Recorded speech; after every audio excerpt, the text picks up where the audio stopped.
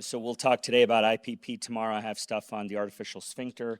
What I just learned, I learned a lot actually on that talk from Amy. A great talk, great speaker. It's the complete opposite in penile implant.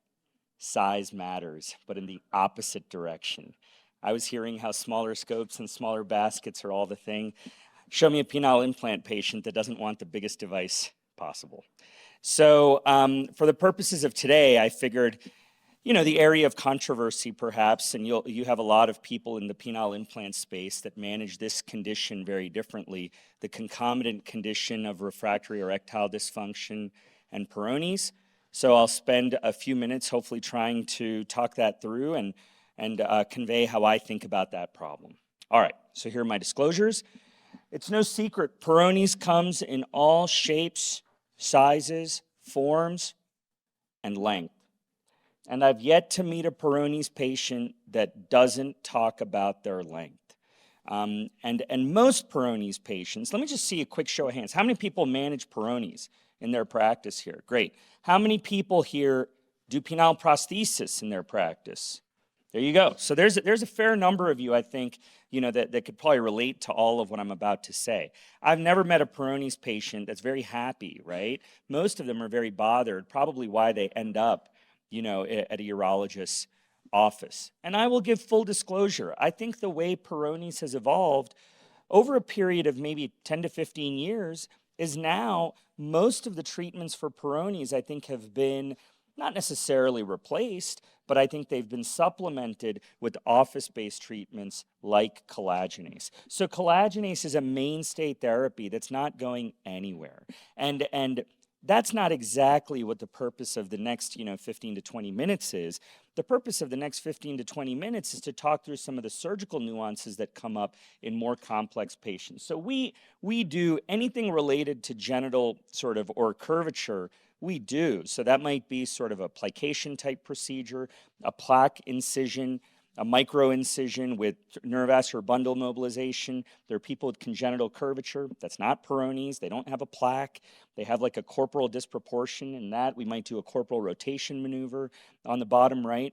But that's not what we're talking about. Right now, I would say the most challenging patient is the patient that really has refractory erectile dysfunction and debilitating Peyronie's disease. So I think that's a little bit of a David versus Goliath scenario. On one hand, you could say, what's the easiest thing to do? And generally, the easiest thing to do, I think, is pretty straightforward procedure, is to put in a penile implant. It's pretty straightforward to put in a penile implant. There are some nuances. Sometimes it gets hard, but generally, it's a pretty straightforward procedure. The argument, though, is do you go for heroics against Goliath? The more Goliath-type procedure is to do something more involved. Penile implant plus X plus Y. Do you do a plaque incision, mobilize a neurovascular bundle, and then put in a penile implant? Do you do a plication procedure prior to implant, or some people would say maybe even after implant? Again, that's more. And I would say, in the end, let's try to relate it back to sports. Everyone knows who Tiger Woods is. And everyone sees perfection as an athlete in Tiger Woods, especially when he was in the prime of his game. A lot of Peyronie's patients are seeking perfection. They think they are a component of Tiger Woods. Here are the questions that run through your mind when you see a Peyronie's patient. They're looking for the goal of being straight. They want minimal, if not any, if hopefully zero complications. They don't want any sensation change. Hopefully their length is back to normal. They have close to no recovery, and they have excellent function. That's Tiger Woods. But then this is the guy that I see, right, who's almost always frustrated. And I totally get it. It's a frustrating condition. And when you think about how to treat it, I would say, again, probably the David versus Goliath scenario. The David scenario is put in a penile implant.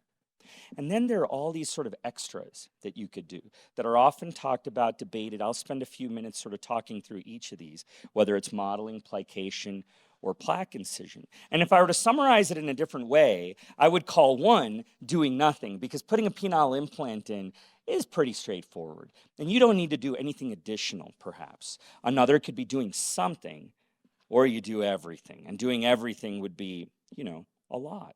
like a neurovascular bundle mobilization, et cetera, et cetera. Let's talk that through. Why is a neurovascular bundle mobilization a big deal? So these are a couple patients. There are two different ways that we've gone about it. One on the left side of the screen is a person that had a subcoronal sort of degloving incision, a neurovascular bundle mobilization, and then a corporotomy at the penoscrotal junction with cylinder placement. And you could see the penis pump there. The other patient had a penoscrotal incision. The penis was invaginated through the penoscrotal incision, and then they have a neurovascular bundle mobilization. You can see the yellow lines there where you could choose to make sort of a plaque incision and then place a penile implant. It's a big step. It's a big step because it's tedious to do that operation. And I would say the morbidity from plaque incision is real, and we have to be able to talk people through it. I know Dr. Mulhall's had great presence here at Jackson Hole. He has a great paper looking at some of the neurosensory changes after plaque incision and grafting, where they really went through in detail and followed patients sort of longitudinally at the base of their penis, shaft, subcoronal space, glands, the frenulum, and the penoscrotal area at the time of a plaque incision graft procedure. They had over 60 patients, over 1 year follow-up, and look at the mean OR time. It's an involved procedure to do just a plaque incision graft, not including a penile implant. And the neurosensory changes are real. You could say to a patient, look, almost everyone has no sensation change at 1 year. But there is a substantial proportion of people that have sensation change for the first month, and still it persists in roughly 10% of people at 6 months. So it's all, again, remember the picture of Tiger Woods. That's who you have to pitch this to.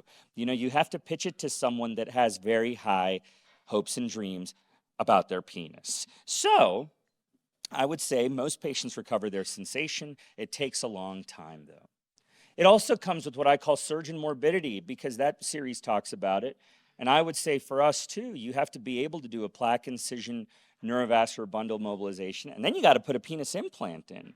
And we've been quicker with that, and we've been able to get it done pretty quickly, but it's still not as quick as putting a penile implant in alone.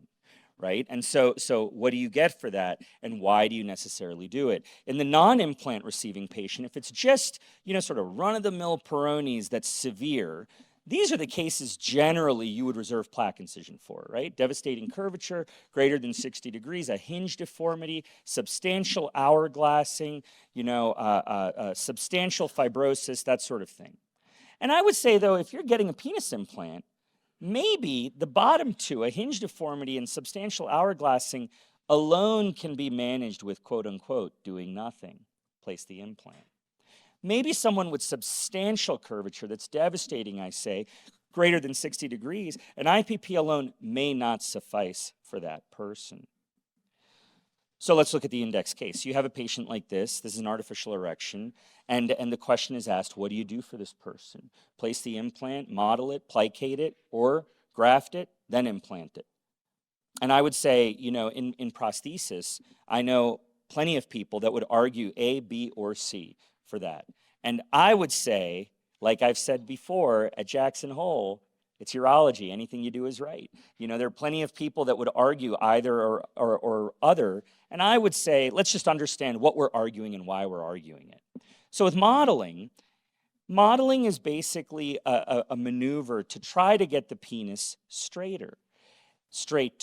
You could argue to try to get it completely straight. Again, it depends on what your patient wants. To the surgeon, we look at that and say, well, 20 degrees is pretty good, right? And I think the question was asked on the panel maybe a day or two ago, and we talked about it yesterday in regards to Optilume.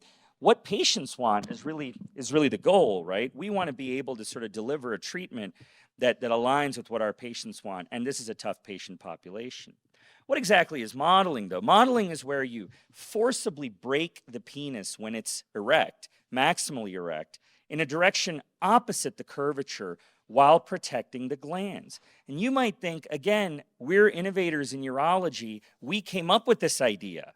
No, we didn't come up with this idea. we stole this idea from orthopedic surgeons. So orthopedic surgeons do hip replacements, knee replacements, shoulder replacements, and many times in recovery, if patients don't go through PT and their PM&R exercises properly, they then get booked for operative manipulation where they're put to sleep and the joint is really worked on with them asleep. That's what this is. This is basically a penis implant is placed. You don't see it to be straight. You've talked this out with your patient perhaps, and you sort of bend and you sort of break it. Now the concern is you could injure the urethra. There's a historical description of the procedure by Steve Wilson, who first invented this, where they showed a urethral perforation rate of around 4%. I would say there are other downsides that are talked about. Let's say you put a penis implant in, and the implant itself should correct some of the curvature. So if you have like a 20 to 30 degree curvature and you put a penis implant in, again, I don't know that there's great data to show this. It's conventionally said amongst implanters that the implant itself would straighten it around 20 to 30 degrees. So you might not need to then do anything more if you have a 20 to 30 degree curvature. Now this patient had like an 80 degree curvature, gets a penis implant, and then after the implant, it's 50 degrees. So you do a couple of cycles of modeling and it goes down to 25 degrees. That's great. But again, what are the goals of the patient? Are they okay with that? You would need to sort of understand that. And I might ask the question, why did we come up with only a couple of cycles of modeling? Why can't we do more? Why can't we just continue to break it and get it straighter and straighter? So we asked that question, not only with this patient, but we asked that question sort of as a bigger series. I give Jake Lucas, who's one of my residents at the time, who's a reconstructive urologist now as well, credit for this because we asked the question. I gave credit certainly to Steve Wilson. It's his procedure, but these were our patients, and we combined with another institution at Dartmouth where we asked that question and said, listen, what if you forcibly break the penis more than a couple of times and do it more than, several times to achieve a near straight or straight result? What are the outcomes? And if you look at 40 patients in either group that underwent no straightening or optimal modeling, just modeling procedure alone, we've had reasonable, good results, no urethral perforation, again with protection of the glands, and not a substantial increase in OR time. Not a substantial increase in OR time. So again, that's modeling. What's placation? This is something, Tom Liu out of UCSF, who's, real pioneer in sexual medicine, gave, I think a more contemporary way of doing this that a lot of people I think have taken on with suture plication. Again, this is in the non-IPP patient where they make a degloving incision either dorsally, if there's dorsal curvature or ventral curvature, and if it's ventral curvature, that's a little different. They avoid the neurovascular bundle and place plication stitches in a mattress fashion, tie them down, straighten the penis. But what that really means is you are shortening the long side of the penis to equal the short side of the penis. And most people either feel that there's some level of length loss, or honestly, there is a level of length loss because you are shortening the long side of the penis to equal the short side of the penis. That's hard in the Peyronie's population specifically because they're already upset about their length.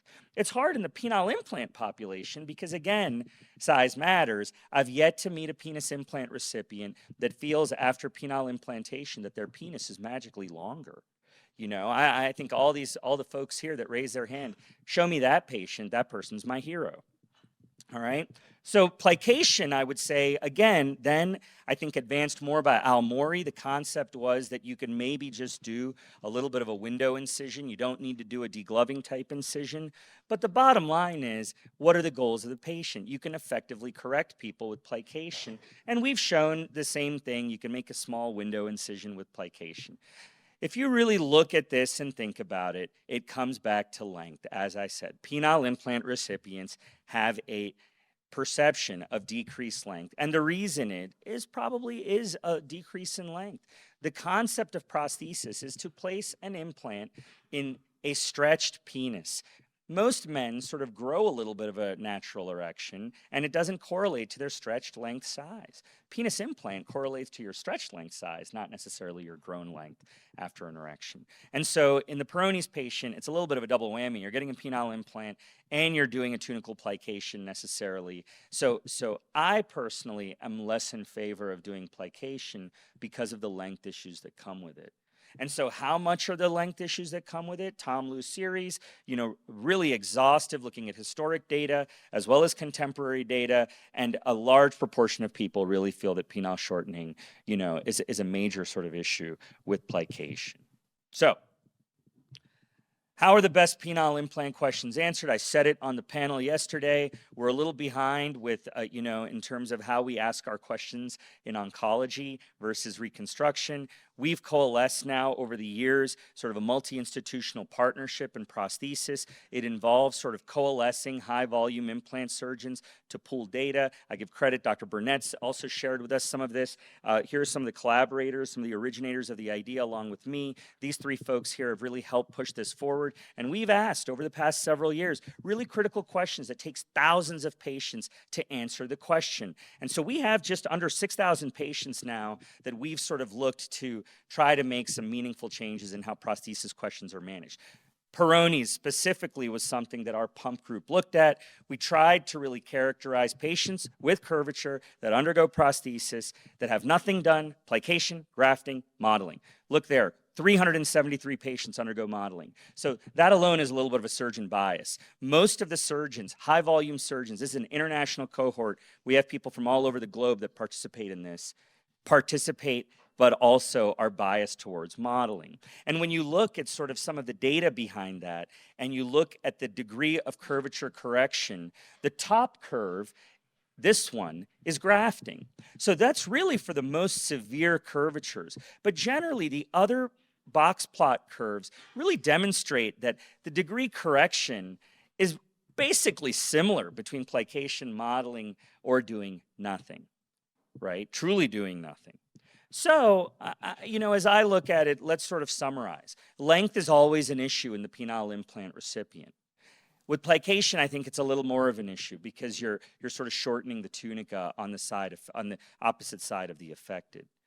Plaque incision comes with some surgical, heroism in terms of the technical feasibility. And to summarize it further, I generally do nothing in the majority of cases. I do something in the highly motivated patient that desires to be arrow straight. And in those patients that have substantial deformity, greater than 90 degrees, penile ossification, or they're extremely motivated and they come seeking the treatment and understand the risks and sort of, frankly, want it / beg for it, we'll do it to meet their motivation. I don't think there's a right answer. I think modeling offers some level of ease. I think you have an international group of surgeons that also probably feel that way. Plication has some added risks that I talked about. Plaque incision has some technical challenges. But if I had to choose, I live by the adage, less is more. Thank you.